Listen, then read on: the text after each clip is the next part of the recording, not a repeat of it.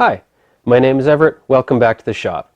This week's actually been pretty busy in my normal daily life, so I haven't had a chance to get out here much until now. One fun thing was I recently had a birthday, and my wonderful wife, well, she surprised me with some really cool, thoughtful gifts for my birthday. And one of the really cool things she got me was this. You may notice I sound a little different. Hopefully it's a lot more clear. She got me a lot higher quality microphone than the one I had before. I will admit, to get this started here, I just bought the cheapest one I could find on eBay that still figured it did in stereo. But yes, my wonderful wife thought of me and she got me a new microphone, so thank you, sweetie. Appreciate it. I got a couple other things in from eBay, but I'll save those for another video. What we're going to do this week, though, is I need to make a piece of tooling, not really complex or anything by any stretch, but it's odd how when you have a hobby of hobby machining, how you wind up with the curse of you get some basic level tools, so you wind up building a few more tools, to even sometimes build more tools before you build stuff. And I got some really cool projects in the go that I want to do over the next year, but to do that I need a few more things. And some of the stuff is fairly simple, and yeah, it wouldn't cost that much to buy, but when you start adding up all those little simple things, just spending a little bit of time in the shop really starts adding up. To that end, one of the things I'd like to get and build is an arbor for a slitting saw. I have, well, one of these slitting saws that I got for a good deal off of eBay, and I have 2 or 3 more coming with a 72mm inside diameter hole. Now, digging through the junk pile, of course, you try to use up the junk as best you can. This piece was sitting in the scrap pile, and I'm pretty sure from where it came from that this is a piece of 4140 and roughly 2 inches across. And so I think what I did was I took this as the base of my measurements and such, dug through my junk at work. Here's a 41TE transmission, well, it's the output shaft from the planetary gear train onto the transfer shaft. And what I'm going to do is I'm going to shorten that. So all my measurements in the plan are in imperial except for the 1 metric M18 thread. But whatever, it'll work. The nice thing is these can be found almost anywhere, and the plan calls for shortening it to 1 inch though. So at least this way, if somebody wants to make it from scratch, I've even got the measurements of the bolt in the plan here.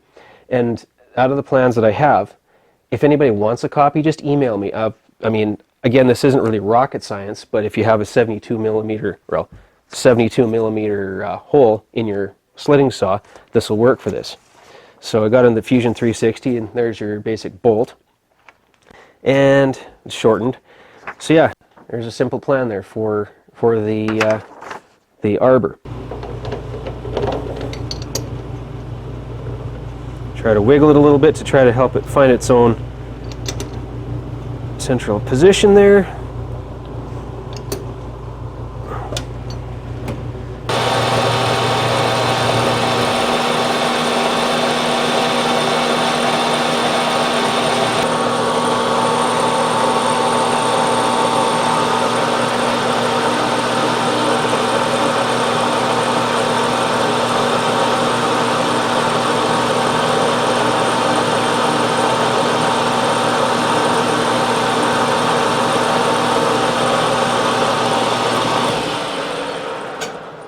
Yeah, one way or another, it never hurts to have a center in it.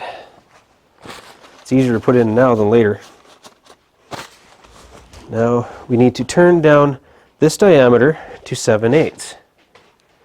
875 thousandths is what the print calls for, or well, basically what I drew the plan to.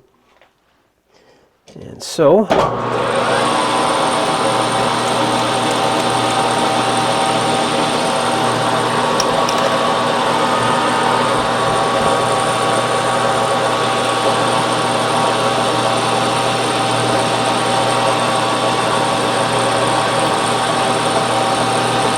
going to touch off.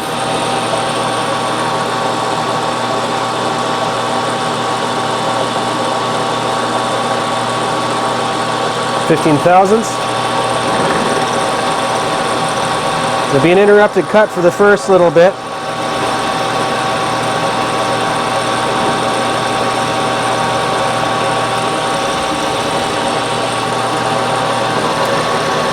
Gotta love these interrupted cuts. It'll only be interrupted till we get to the bottom of the threads.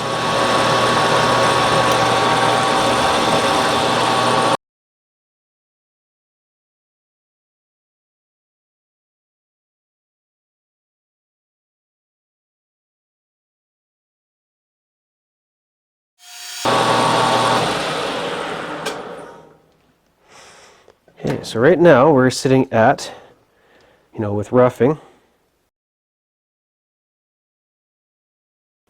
1 inch 330. So that means 1 inch 330, so we're what? 450 thousandths, give or take, have to come off in that neighborhood. So I'm not going to bore you with that as I'm doing this, because I'm still going to have to make a number of passes. So what I'm going to do is pause the camera here, and I'll bring you all back in when we're getting close.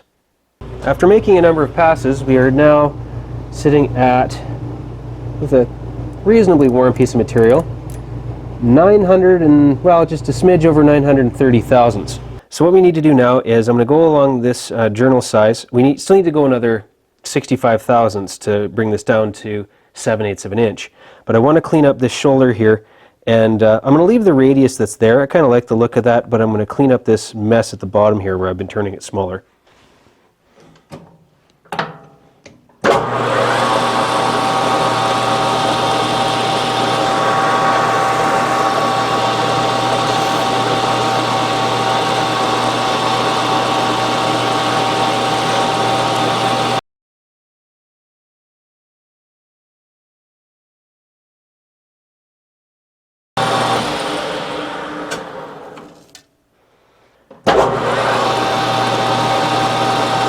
Bring it in,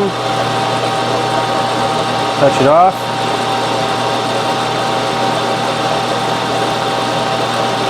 Right there.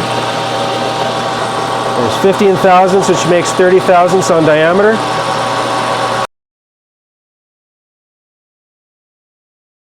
And we're going to slow down our feeds rate for the finished cuts. 904 thousandths. So we have 29 thousandths to go.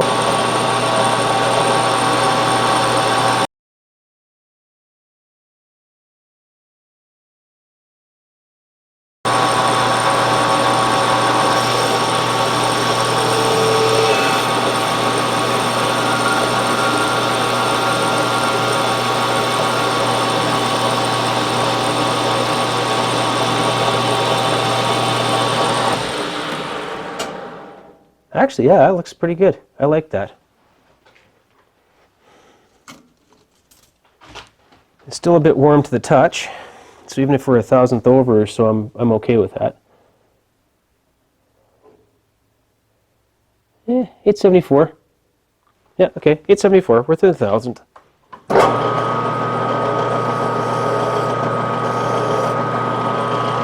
Knock a chamfer into that end. So next step is I want to flip this around, and I'm going to put it in the forejaw so I can still access this surface here. We're going to clean up the one end, center drill it again so we have a center, and go from there. So I don't know how much you can make out on the camera, but that's within 1,000th. And our face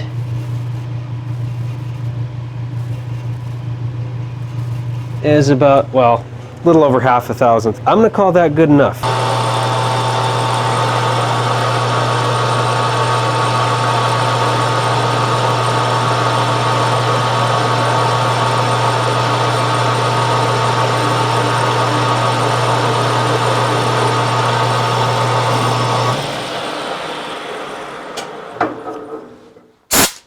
The center drill will perform two functions, or center mark there. It will stabilize it for us while we do our primary cutting of the outside to size, and it also will provide our location for when we drill it.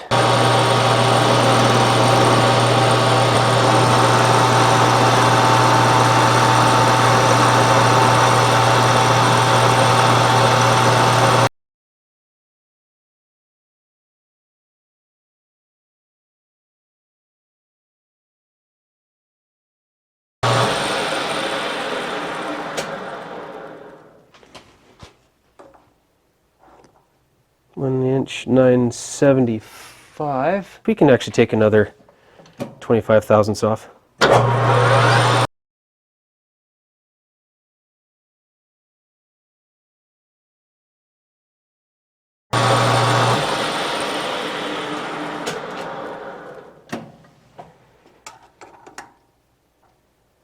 1" 9, well, yeah, 1" 9/51. I will call that good.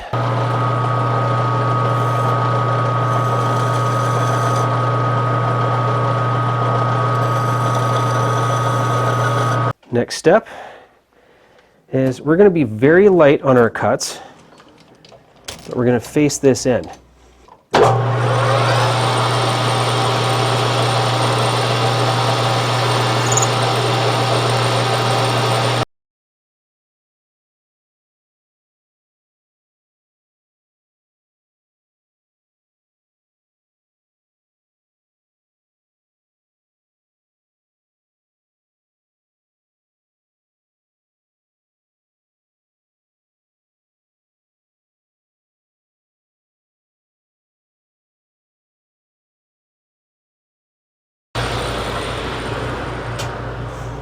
All right, so there's our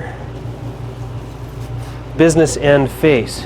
At this point, what we need to do is we'll measure our outside diameter, and that way we can then subtract the diameter of our 27 millimeter, otherwise known as 1" 63 thousandths, for the shoulder where the saw sits. Bring out my Swiss micrometer, which I actually trust, and at 1" 9/51. So my dial indicator was actually, or sorry, my calipers were actually pretty much there.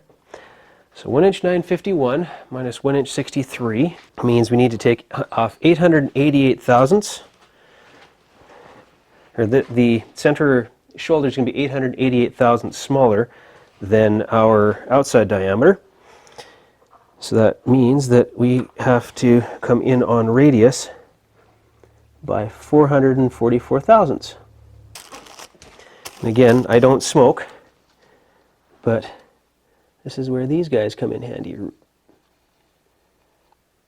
Yeah, just starts to tear it. So this is our 0 point. That's our 0. Now we will also need to make sure that our shoulder is 50 thousandths high. For that, we're going to set up our other dial indicator. And for that one, I'm just going to go off of the tailstock, make it a little easier to access, so we can get a 0 on it.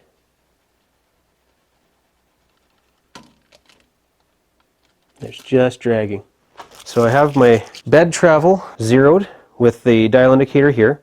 I have my cross slide zeroed on this one here. And I think we're ready to cut. 10 thousandths.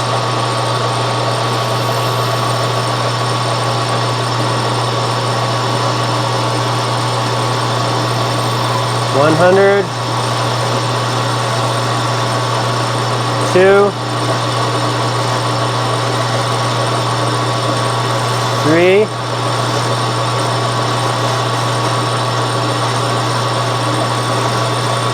4, 444.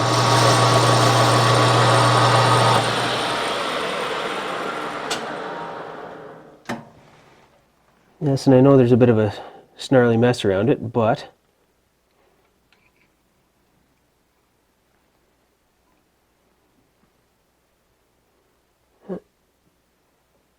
yeah, 1" 64. So that gets us within a thou or two. So we're just going to keep taking 10 thousandths passes.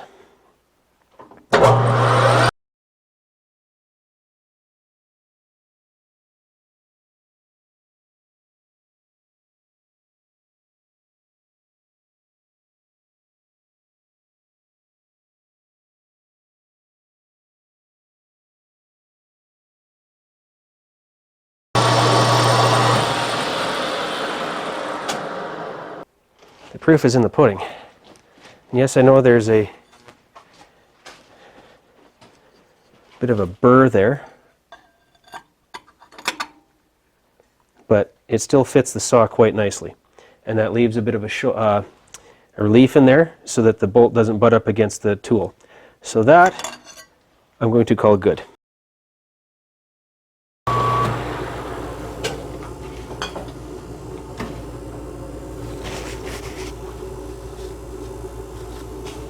Yeah, I like that. I chose 1.25 inches because like I say, we're cutting our bolt off to 1 inch, so that gives a 1/4 inch worth of space at the end.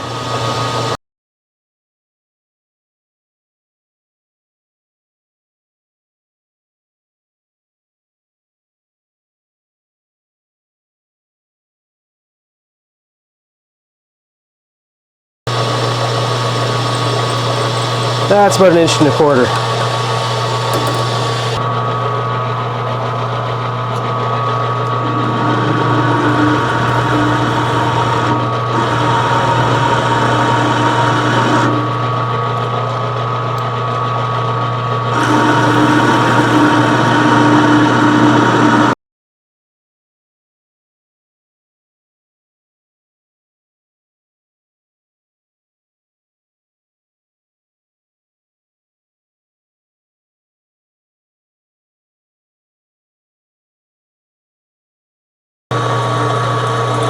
Yeah, there's the bottom of our pilot hole. Those drill bits are known for going a little bit oversized. So we got 637, 638 thou. So it's just under what we need. We need about 660 thou. So that means we need to bring out our little boring bar. Yeah, it'll reach the bottom. There's our 0.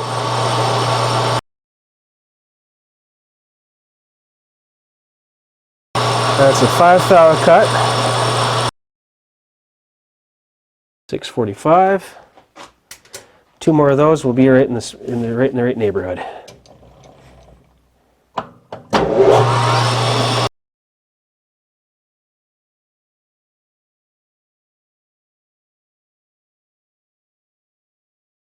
Yeah, 663 thousandths. That gives us a roughly 60% thread, which is actually what I was wanting. Again, I don't want to break off a tap in that hole, especially one of my nice new ones. Now, before I get too much further here, I'm going to take Pierre's advice, because he figures a person should chamfer before threading.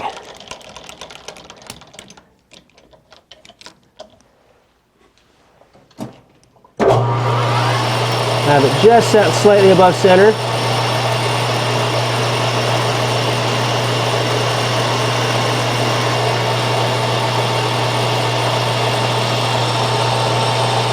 There we are.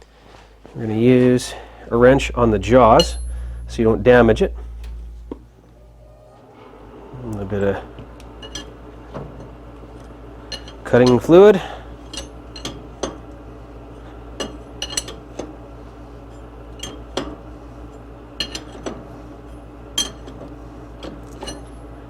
Break the chip.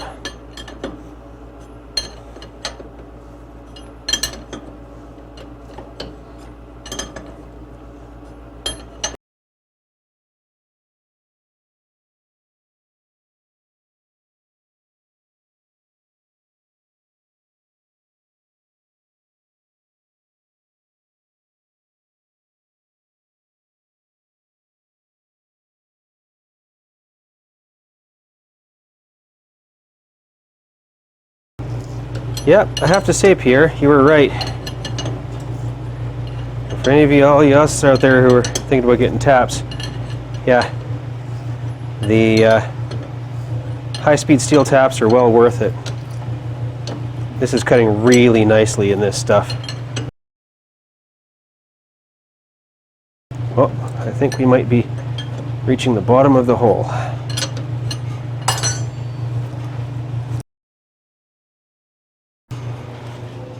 Well, now we're over at the mill, and I just want to show you the setup I have on the go here. What I've done is I've just clamped a 1-2-3 block against the fixed jaw of the vise. So that'll be fairly repeatable as far as from the back shoulder. As far as on the front, what we're going to do is is we're going to use the height gauge. And yes, it's going to leave 4 small scribe marks on the front, but it's my tool. I really don't care. Now our diameter is 1 inch 950. So 1.950 divided by 2 is 975 thousandths to the center. So what we need to do now, loosen that off.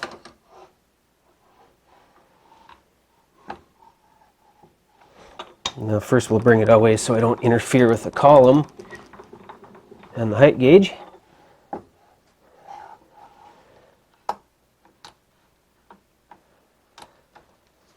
Make sure that's clean.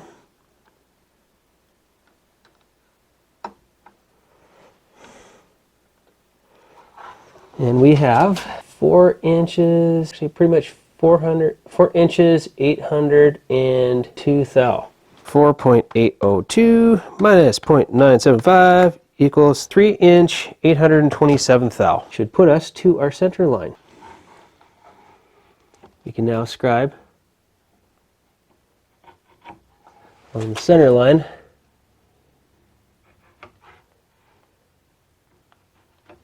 Of this piece.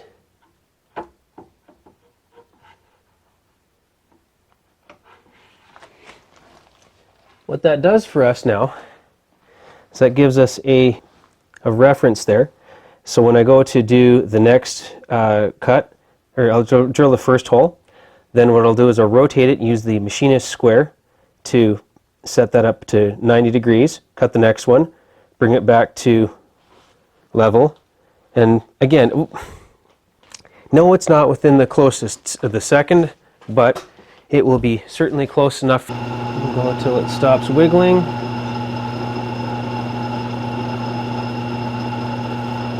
The hooks, spins over. That's our 0. Try that again.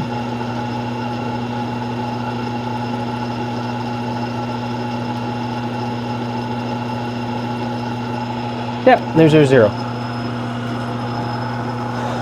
So if I move it whole table this way 1 inch, then back 25 thousandths, that will also take up my backlash. Should be able to lock off our Z, our Y-axis. And we are on center. So now,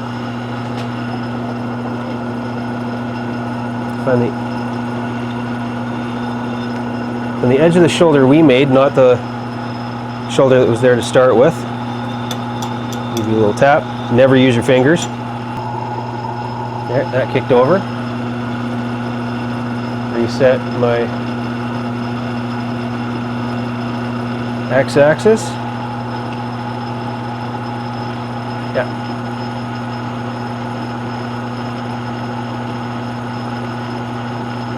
Yeah, there we go.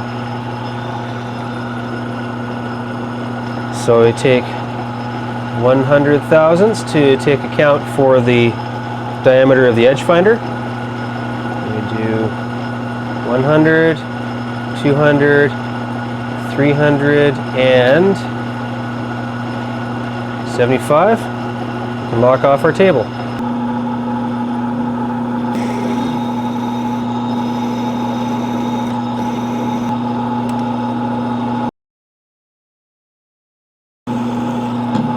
Again, this is not, you wouldn't be using this to set the vanes on a turbine jet engine. For some holes to tighten up the bolt on a slitting saw arbor, it will be plenty accurate enough.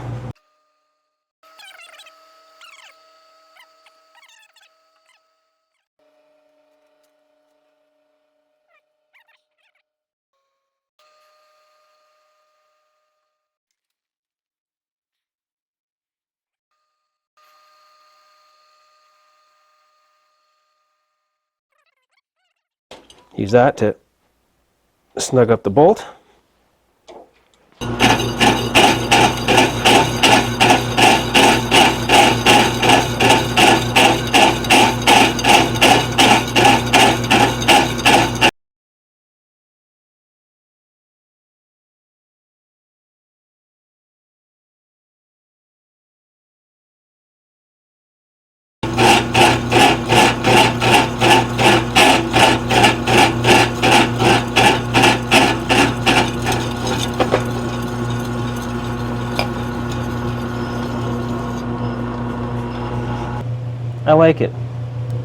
Got a fairly decent surface finish on there.